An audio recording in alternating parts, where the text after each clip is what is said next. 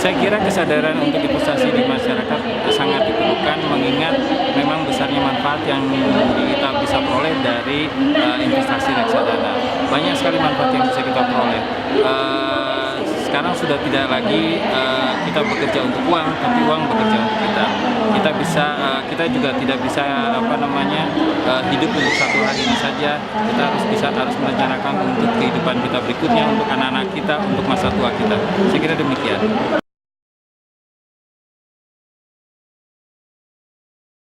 Langkah yang dilakukan oleh OJK, beberapa kita melakukan sosialisasi ke kalangan akademisi, lalu juga kita ke kalangan masyarakat juga. Kita di beberapa tempat tidak hanya terpusat di Jakarta, di Jawa, tapi juga kita ke Sulawesi, juga ke Sumatera, ke Medan, ke Manado, dan kota-kota besar lainnya. Sehingga dengan cara seperti ini masyarakat bisa lebih familiar dengan reksadana, bisa mulai menginvestasikan dananya di reksadana, dan reksadana menjadi alternatif investasi yang menarik bagi masyarakat.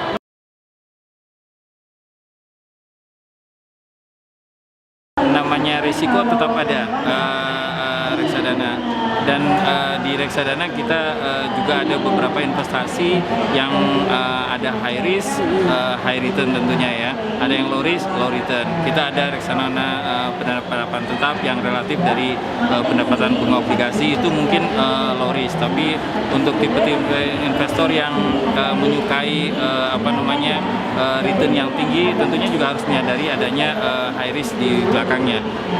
Seperti kalau misalnya kita bicara equity atau saham, ya tentunya tergantung dari pergerakan saham di bursa. Jadi itu investor harus menyadari risiko yang dihadapi dalam berinvestasi, terutama investor harus menyadari tujuan investasinya gitu apa.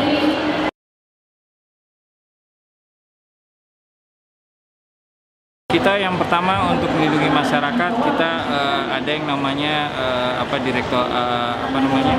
komisioner yang memang membawahi edukasi dan perlindungan konsumen.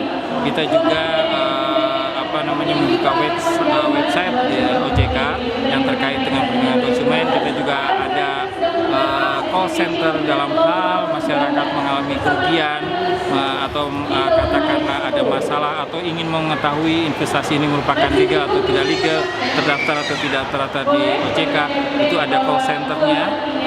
Lalu juga terhadap pengaduan juga silakan saja, ada alamat email addressnya tadi. Saya kira demikian.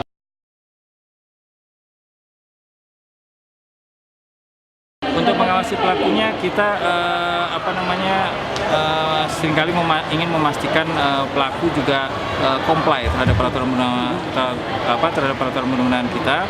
Bagaimana comply? Ya, kewajiban pelaporan kepada nasabah maupun kewajiban pelaporan kepada kita yang ditujukan dalam rangka pengawasan kita terhadap kegiatan mereka, itu kita ingin pastikan mereka melakukannya dengan baik dan tepat waktu. Lalu juga kita melakukan yang namanya pemeriksaan kepada pelaku terkait apakah mereka sudah comply atau belum. Bukan hanya kepada manajer investasi kita melakukan pemeriksaan rutin, tapi kita juga melakukan pemeriksaan rutin juga terhadap agen penjual efek reksadana yang ada di daerah. Kita datang ke daerah, kita bahkan juga kadang-kadang bukan pemeriksaan dalam arti kata kita datang sebagai pemeriksa, kita datang sebagai investor.